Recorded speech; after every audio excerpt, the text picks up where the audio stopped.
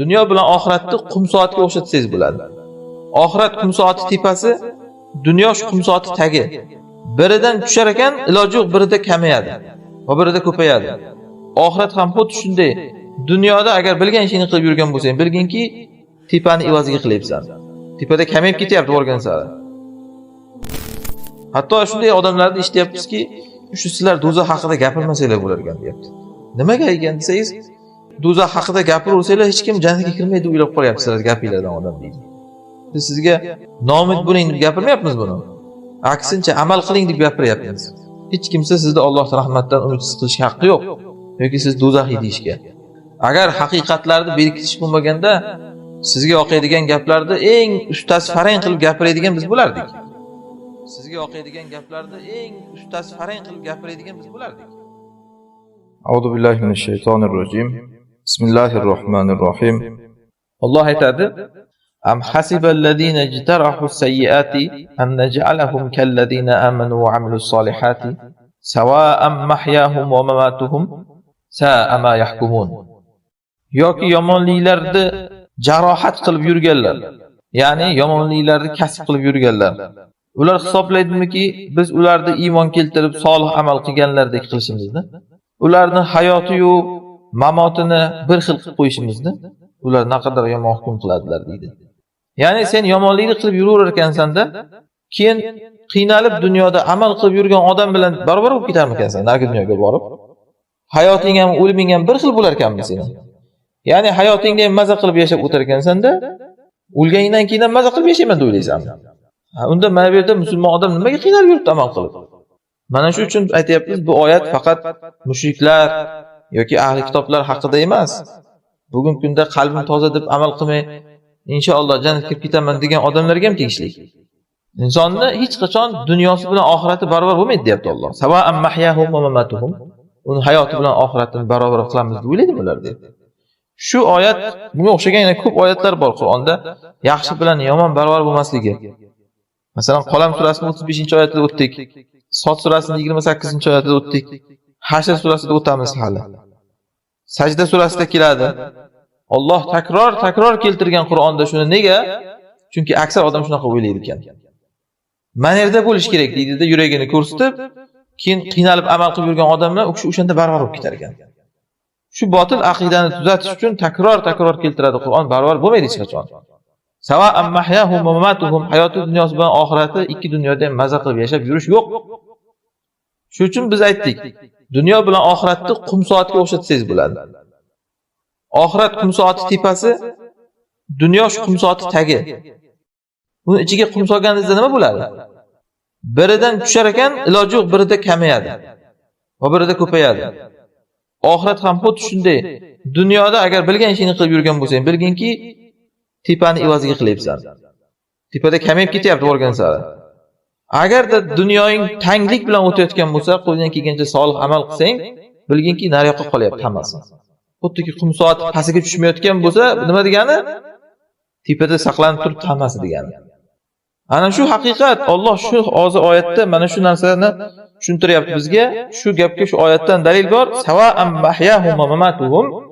Odamlar o'ylaydimiki, hayoti bilan mamoti bir xil bo'ladi deb, bu dunyoda ham maishat qilib o'tadi-da, narigi dunyoda ham maishat qilaman deydi.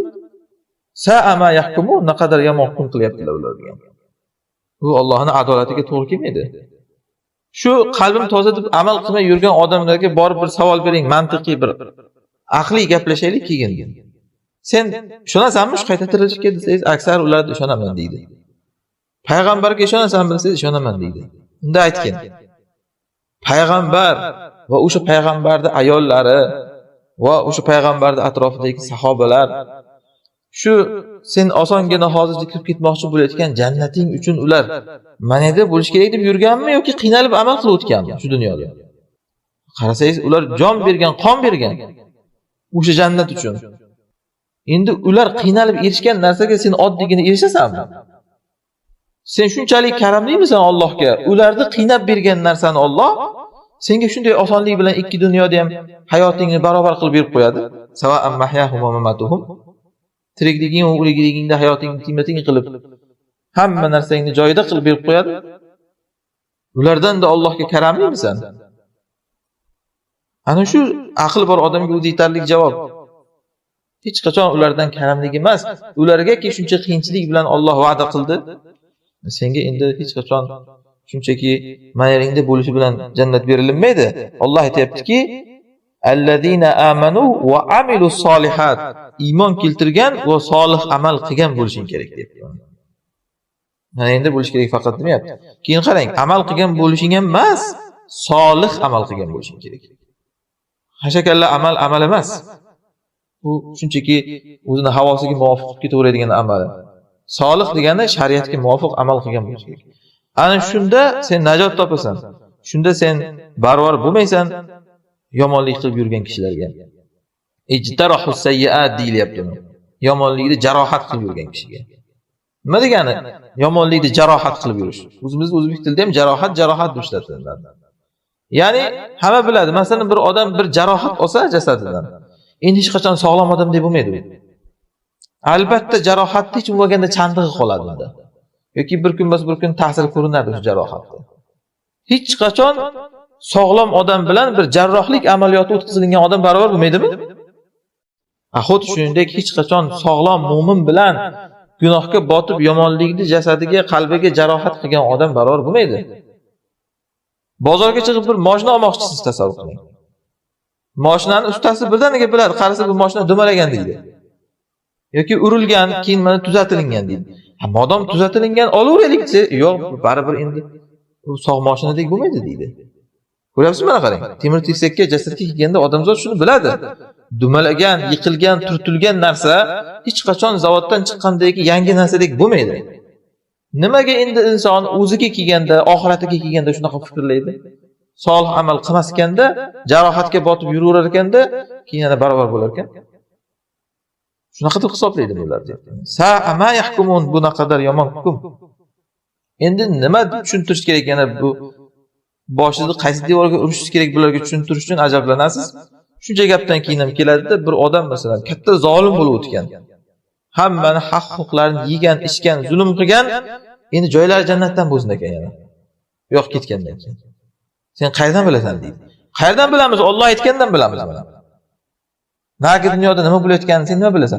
Aytib qo'yibdi o'sha narigi dunyoni yaratgan Alloh barvar bo'lmaydi degan. Mana bu yoqda hamma fasodni qilib ketgan odam haromxo'rlikdi. Nari yoqqa borib joylar jannatdan bo'lmaydi. Chunki bu sa'ama yahkumun, naqadar yomon hukm bo'ladi. Adolatsizlik bo'ladi bu. Mana shu oyat faqat bu qayerdagidir yahud mushrikka tegishli emas, musulmonlarga ham tegishliligi uchun shu oyatni tafsir ulamolar Mabkatu al-Abidin nomlagan. Josiya surasining 21-oyati. Ya'ni obidlarni yig'latadigan oyat. Obidlarni yig'lash o'rni. Chunki shu oyatni o'qiganda sahoba, tobiin va boshqa obidlarga qarasangiz yig'lamay o'tishmagan. Misol Makka ahlidan bir kishi Tamimud-Doriy radhiyallohu anhu ni ko'rgan, sahobiyni ko'rgan kishi aytib beradi. Men mana shu joyda Makkada Tamimud-Doriyni ko'rdim deydi. Bir kecha bomdodgacha mana shu oyatni o'qidi. Josiya surasining 21-oyatini. Bomdodgacha qayta o'qib yig'lab chiqdi degan. Am hasiballazina ijtarahu sayyiati an naj'alahum kallazina amanu va amilus solihati sawa'an mahyahum va mamatuhum sa'a ma yahkumun oyati. Bu shuncha gunoh ko'p bo'lganmi Tamimud-Doriyni? Shu oyatni qayta o'qib yig'lab chiqqan. Osongina qilib ha bu yahudga kelgan bu. Osongina qilib ha mushriklarga aytilingan bu deb ketsa bo'lardi-ku. Yo'q, biz boshqa sahobalardek ko'p amallar qila olmadik deb shunga xafa bo'lib bomdodgacha qayta o'qib yig'lab chiqqan. Ularga endi barvar bo'lamiz deb o'ylaymizmi biz degan. Yoki yana Robiya ibn Xosiyam rahimahulloh katta obidlardan bu kishi ham. Abdurrahmon ibn Ajlan aytadi, u kishini ko'rgan. Men Robiya ibn Xosiyamnikida bir kun tunab qoldim. U kishi kechasi bilan bomdodgacha mana shu oyatni o'qib yig'lab chiqdi degan u kishi ham. Josiya surasining 21-oyati. Mana Mabkatul Abidin, obidlarni yig'laydigan o'rni bu oyat. Robiya ibn Xosiyam shunchalik gunohkor bo'lganmi nima? Biz solih amal qilganlardek bo'lmayapmiz deb yig'lab chiqqanlar. Yana shunday Fuzayl ibn Iyos rahimahulloh u kishi aytganlar, layta shi'ri min ayyil fariqayni anta. O'zlariga qaratib aytgan. Qaniydi bilsam sen qaysi guruhdan ekansan? Allazina amanu va amilus solihat bo'lgan iymon keltirib solih amal qilganlar guruhidanmikansan yoki ijtarahus sayyiat yomonliklarni jarohat qilganlar guruhidanmikansan deb o'zlariga o'zlari qarab gapirib tonggacha yig'lab chiqdi degan. Shuncha salaf solihlar xavotir qilgan narsadan bu nimaga bu odamlar hozirgi kunda ajablanasiz? Oddiygina qilib qalbini tozalab ketaveradi. Ibn Rajab rahimahulloh aytadilar: "Ey inson, oliy darajalarga tamah qilayotgan inson, agar solih amal qilmasang hayhot deydi. Hech qachon u oliy darajalarni umid qilib o'tirma. Hozir odamlar ashula aytib jannatga kirmoqchi bo'lyapti. Sizni sog'indim ya Rasululloh deb bir yig'lab ashula aytib bersa, bu uni iymoniga darak ekan endi. Yoki shuni eshitib qo'yib yig'lab olsa bir odam, o'zi bilmaydi nimaga ham yig'layotganini. U ohangrabodan yig'layapti u. O'sha uchun endi u Rasulullohni sevar ekan. Qaydan bilasan sen meni qalbimdagi kechinmalarni deydi. Bizga qalbingdagi kechinma kerak emas. Alloh mana amal kutyapti sendan, amal. Qo'shiq eshitib yig'lashdi emas. Hayhot deyapti mana Ibn Rajab. Katta darajalarni umid qilasan, Rasululloh bilan birga bo'lishdi, Havz-i Kavsardan qo'lingizdan suv ichay deysan. Agar amal qilmasang hayhot deyaptilar. Bu xuddiki tikan daraxtidan kuz fasli kelsa uzum teraman deyishga o'xshaydi ekan. Tikan daraxti bor, hammamiz bilamiz. Tasavvur qiling, bir odam shuni kutib o'tiribdi. Nima qilyapsan buni tagida desangiz, kuz kelsa bundan uzum olaman deyapti. Kulasiz buni ustidan, to'g'rimi? Yomon amalni qilib yurib jarohatni. Keyin oxirat kelsa men jannatga kirib ketaman deysham xuddi shunga o'xshaydi. Endi bu gaplarni gapirar ekansiz, o'sha qalbim tozalar yomon ko'radi sizni. Hatto shunday odamlarni eshityapmizki, shu sizlar do'zax haqida gapirmasanglar bo'lar ekan deyapti. Nimaga ekan desangiz, shu do'zax haqida gapiraversanglar hech kim jannatga kirmaydi o'ylab qolyapsizlar gapinglardan odam deydi. Biz sizga nomid bo'ling deb gapirmayapmiz buni. Aksincha amal qiling deb gapiryapmiz. Hech kimsa sizni Alloh rahmatdan umidsiz qilishga haqqi yo'q. Yoki siz do'zaxiy deyishga. Agar haqiqatlarni berkitish bo'lmaganda sizga yoqadigan gaplarni eng ustasi farang qilib gapiradigan biz bo'lardik. Yomon hukm Alloh aytayapti mana oyatda. Sa ama yahkumun deyapti. Sizga yoqsa ham naqadar yomon hukm bu. Shuning uchun ham Qur'on hadisda kelgan bushrolarni aytishda insonda ana shu fiqh lozim, ularni amal bilan shart qilib aytishligi kerak. Aks holda yomon hukm qilgan bo'ladi. Qur'on hadisdagi bushrolardan maqsad masalan ittisoar jannatga kirib ketish yoki hamma gunohlarni Alloh kechirib yuboradi degan oyatlar, uni sharti ana shu amal qilsang yoki amal qila olmagan taqdiringda ham qilaman deb o'lib qolsang.